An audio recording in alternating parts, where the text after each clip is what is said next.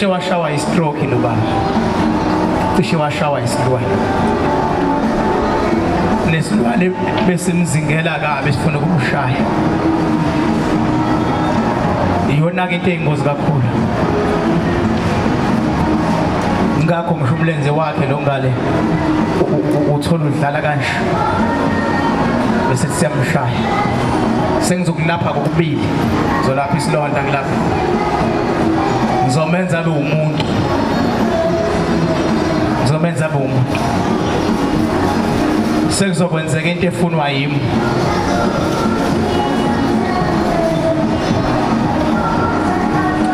Ngizokwenza into efunwa yimi. Ngizobeka amasonto amathathu sibe sesipholile, kodwa uzobe ehamba engathi asikho. Ngizokwenza nini lokho? Ngizokwenza manje. Ngakho bethi inkosi ubhaka, njengoba sibambe la sabamba neqakala, kodwa manje mina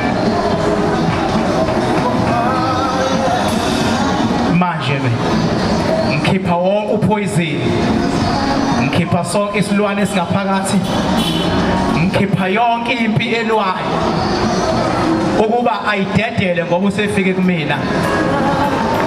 Khipha konke nje okuyidimoni, konke akujombile ngiyakusebenza manje, ngiyakukhipha.